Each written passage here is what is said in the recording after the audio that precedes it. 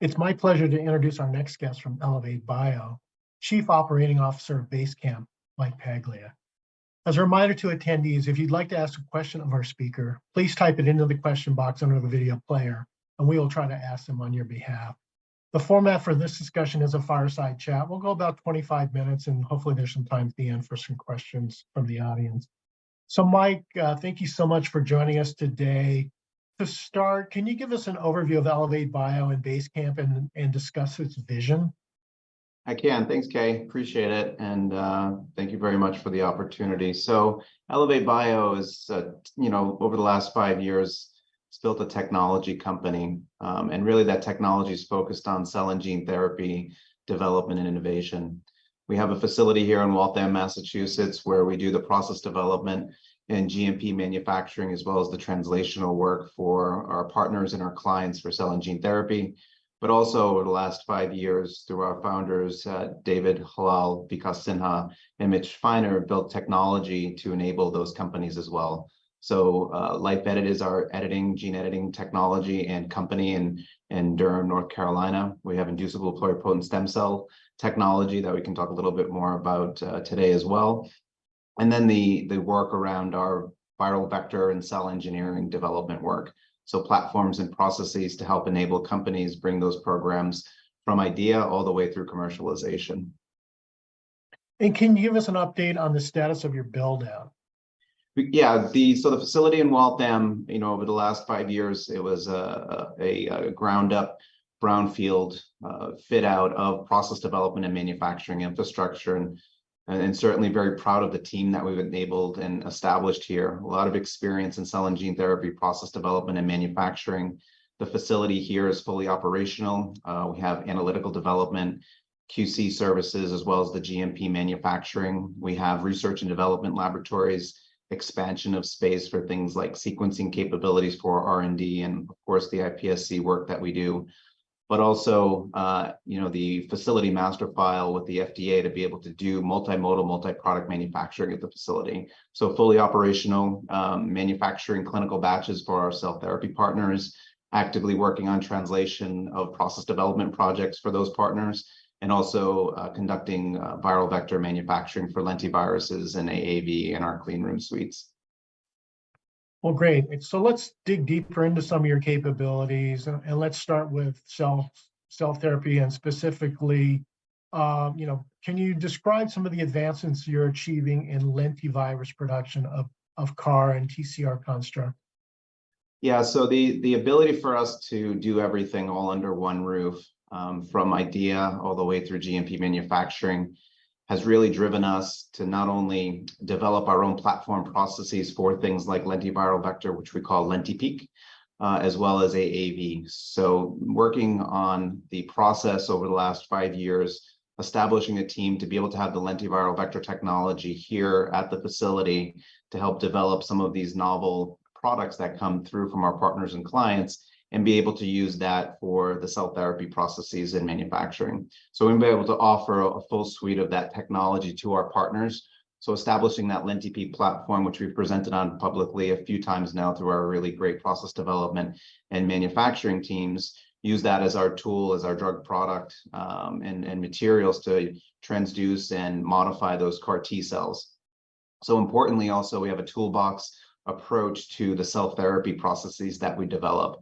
So the capability at the facility is unmatched from a development perspective, and we have all the tools to be able to identify the quality attributes, identify the process that suits that product specifically for those clients, and then design around it. So not tied to one device or one technology, but really that toolbox enables the development of multiple cell therapy products, whether it's using our Lenti as the tool to do the modifications, the AAV for things like editing, but also to think about innovation, which we're happy to elaborate on that a little bit more, but overall capabilities, analytical development tools for the in-depth characterization for those products, and helping to develop those assays for our clients as well. Well, let's expand on innovation. Where do you think you can go next here? Yeah, it's important to us in the industry, and throughout my career, having to build these process development teams has been exciting. But having to repurpose blood salvage devices to do manufacturing of cell therapy products is something that we all did in previous companies. And now it's really exciting to see the innovation of technology, whether it's on the analytical development to characterize these products, to characterize the cell product, but also AAVs. But even on the equipment end and process automation end, we have a laboratory that's dedicated specifically to do testing and evaluation of new devices. We call it our Emerging Technology Core Laboratory, where we can actually make small batches of lenti, small cell batches for our partners and clients, but also have an opportunity to work with the cutting edge device companies to evaluate the technology using our know-how. So take a baseline process, whether it's a bag process, so to speak, for a T cell, and work with those companies and take our know-how and see how those new technologies and tools apply to the existing infrastructure that we have, but also the products that are out there approved in the industry. So again, very important for us, and we're working on new devices on a daily basis through our Emerging Technology Laboratory. And our goal there, as the industry moves towards reducing cost of goods and higher throughput of these cell therapy products, we're at the forefront of that because we can offer that to our partners and also help to educate the industry and these technology companies on the right way to apply that technology. So very passionate about that and excited we have a team here that's dedicated to that as well. Okay, great. You know, the manufacturing advantages of allogeneic cell therapies over autologous have always been clear, and iPSCs are increasingly being viewed as the key approach to unlocking the potential of allogeneic cell therapies. So can you describe some of the capabilities you have here, starting with the strength of your cell lines? Sure. Yeah, the power of our cell lines, it really, again, I always bring it back to the team and the experience that we have. Under the leadership of Mitch Feiner and Melissa Carpenter, we've built an inducible pluripotent stem cell function, as well as sort of what we call our iPS core. And Melissa and the team have developed, and her experience in the industry, really identifying the hurdles in the industry and making sure that we did it right the first time. So ethically derived, fully traceable, GMP compliant cell lines that be used as the starting material for those regenerative medicine products. So it all starts with the compliance around the cell lines, and be able to do that here in our facility and manufacture those cell banks in a GMP compliant way was really important to us. And one of the first things that we did actually here at the Basecamp facility is do that manufacturing in the clean room environment of those cell lines for the team. So banking those and now being able to test those in different differentiation protocols for clients, as well as thinking about our own partnerships and our own therapeutics as we drive those forward. Having that critical starting material was really important to us. So again, it comes around the quality, the regulatory landscape, having that understanding of the hurdles that the industry's had to deal with over the years, and making sure we had the right starting material from the beginning. So I think that's really the power, that regulatory know-how, the team, and being able to have that material in a robust way. So now, as we think about commercial deployment, there's a great way to start. So then, as you move the iPSC, you know, to a next step, let's call it engineering the characteristics or gene editing, the next step. How well understood is the guidance you're getting from regulators about what needs to be characterized following the editing step, you know, to assess genomic integrity or genomic stability? Yeah, it's a great question. It's something that we interact and make sure we stay in step with the agency and understanding that environment. And as you know, and as others do know also, additional characterization, that finding not only the release testing, but how you're characterizing those products in every component and their contribution to that product, whether it's through the editing, whether it's through the reprogramming or the differentiation, is really important.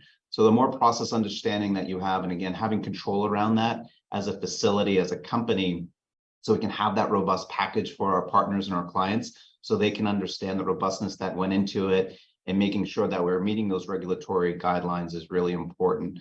So not only doing what's needed, but kind of going above and beyond as well. So, but as long as you could identify with the agency what you feel is important from a quality attribute as they take that line and move forward with it, but also from a characterization and showing that you have that new analytical technique or that next generation characterization tool, and you're doing some additional in-depth characterization, I think that's something that we see more and more from the agency, and making sure that you understand your product, the profile, and then of course the longevity of that safety that you need for these types of therapies as well.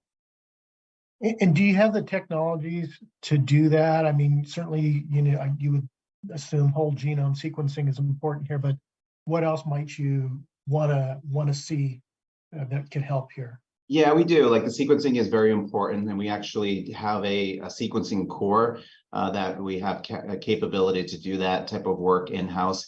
That's more on the development and characterization side. As that release testing increases in that qualification and validation of those test methods, we'll build and continue to build that capability, karyotyping, the longevity, putting them through differentiation protocols, understanding the markers that go throughout the development of those programs and of those cell lines is important as well. So it's not only the functional aspects, but it's the stability, as you mentioned, from a genetic perspective, and be able to trace all of that. Some things we don't necessarily have everything in-house, some of it's still outsourced, but overall what's important is looking at those products as you go through that process.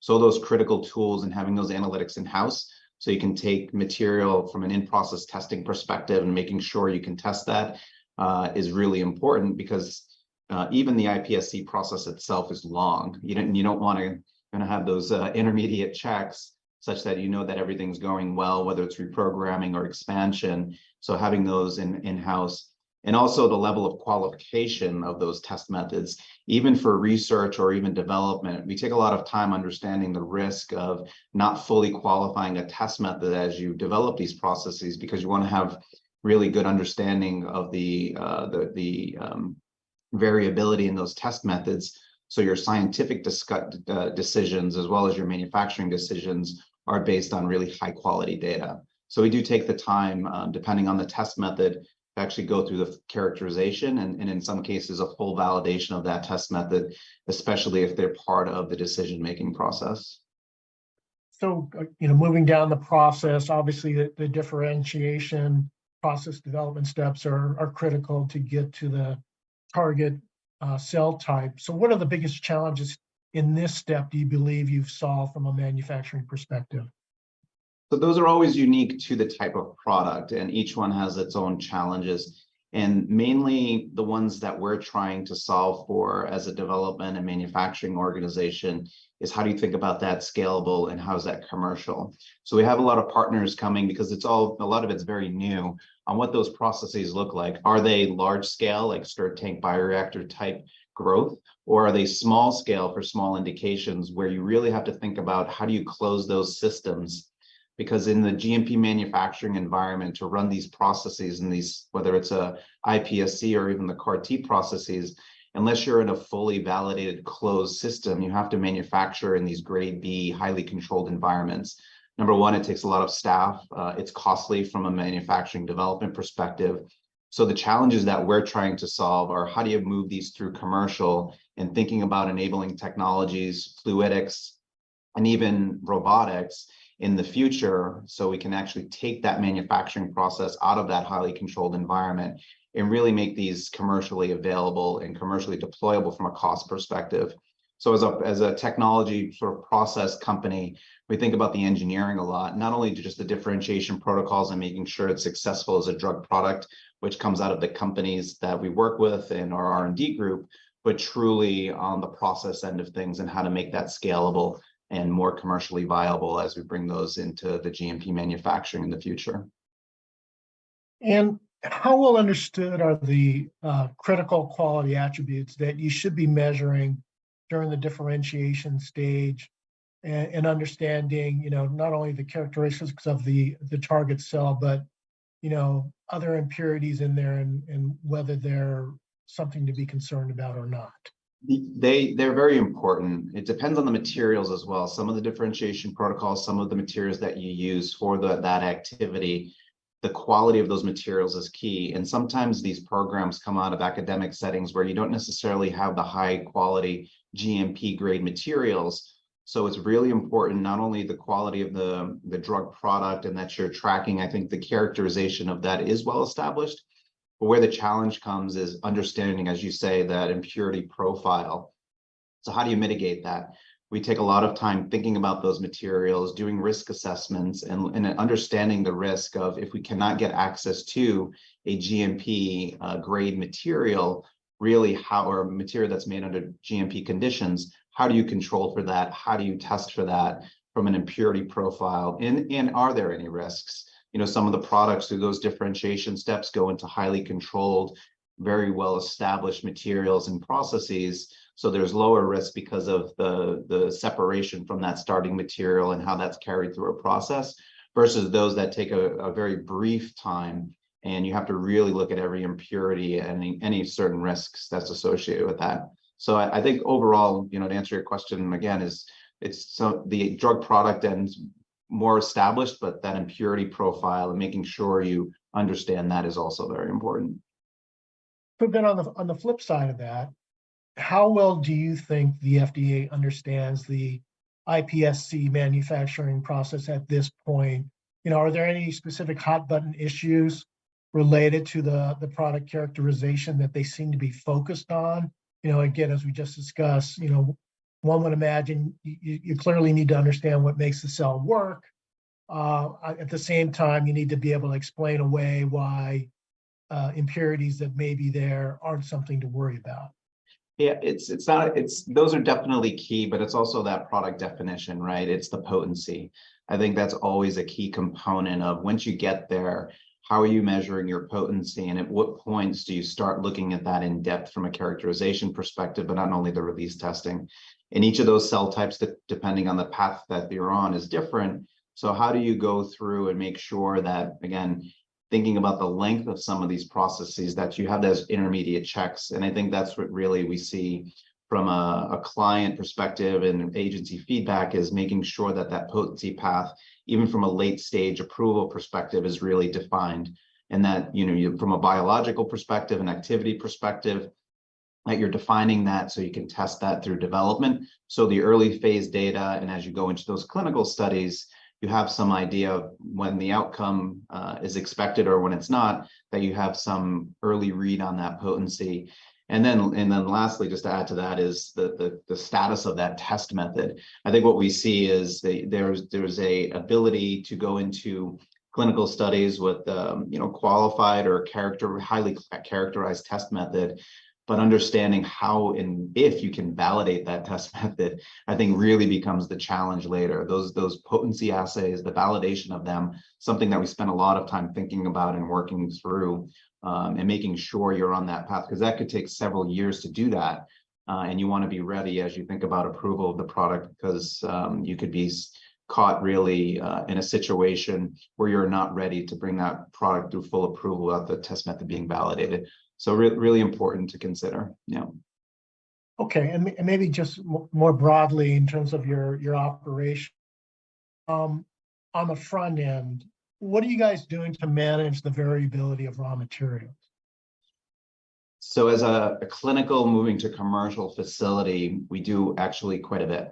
So there's requirements for incoming inspection and receipt of materials. We've built a highly digital infrastructure, so we have a lot of control over the materials that come into our facility, whether it's materials that's a plastic used in a process or a critical raw material. So there's definition of those materials, how we classify them as a facility, and conduct that identity testing that upon receipt. Now, as we move through and working with more commercial clients, there's actually a higher rigor and a higher bar from not only a US but ex-US requirement, and complying with things like Annex 1 outside the US for EU on raw material testing programs. So we have a raw material testing program for all phases of development. And as we work on commercial, we actually have a raw material testing laboratory. So those requirements will depend on the status of the trial itself, sort of the phase of development, if you will, but also what type of testing that you do. So it could be something as reconciliation with a C of A and a label, and it can be in depth as identity testing, characterization, and even a use test. So as you get towards commercial, the bar gets higher and the requirements get more stringent on the amount of testing that you do on raw materials. So when we work with our partners, the first thing we do, even if we don't have a contract signed, we'll go through an exercise to look at their raw materials in their process. And because of our experience inside and outside the US, we'll conduct a risk assessment for them and help them understand what materials they have in the process and which ones could be problematic if they move forward with them and how to mitigate that. So raw material risk assessment is absolutely the first step in our process of a new product introduction into the facility. And we're less concerned about contamination and things of that nature, but is more on a product level to help our clients. So, you have assembled a huge array of talent with a huge amount of experience. Clearly, you've thought a lot about how to build this in an intelligent way.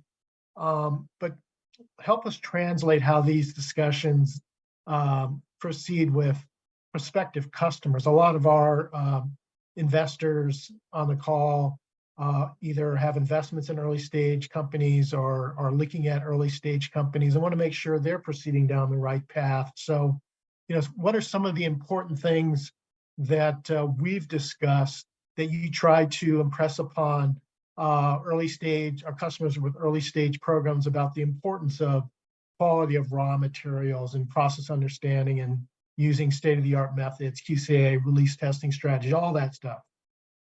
Yeah, it's thinking about the end in mind. Where do they want to go, right? So what's the path? Because personally, having worked on products that have been approved very rapidly, I think a lot of the companies that we work with and the clients, they have some idea of cell therapy or gene therapy manufacturing, where others do not, where they're just getting into this field. So there's a different conversation depending on the level of experience. Some know what they want right away and how we can help them get to things like commercial and closing those systems with state-of-the-art technology.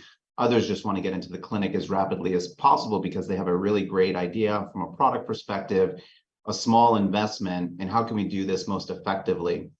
So those are the ones that we guide them through that development path and, not taking too many risks. We know everyone wants to move rapidly because some of these products are absolutely amazing for the patients, but we also help them with that risk on what we should do and take some time as we translate that into GMP. So we do see that there's an increase in those companies that have investments and are not building out those large process development teams or their own manufacturing facility. So I think the investors right now, what's your, the question for them to ask those companies is really, what's your chemistry manufacturing control and manufacturing strategy to get to early phase and to get to that proof of concept most effectively, cost effectively, but also in a safe way, such that when that time comes for making that product commercial, you don't have a huge comparability risk later, and that you're making the right decisions early about a process. And that's where we help. Weigh the risk of a comparability exercise if you want to think about a change later, and the magnitude of those changes and the impact on the company potentially. Okay, and in the current environment where access to capital is more expensive, we've seen a lot of early stage companies kind of pull back. And tactically, how are you adjusting your business to meet the needs of these customers, and how might the overarching vision for Elevate and Basecamp allow you to maybe be more creative in how you engage with them? Yeah, I think having the ability to offer all the enabling technologies and work across our entire ecosystem, versus having to go to different companies and different technology companies and figuring out how to integrate that all together is definitely a benefit of working with Elevate Bio.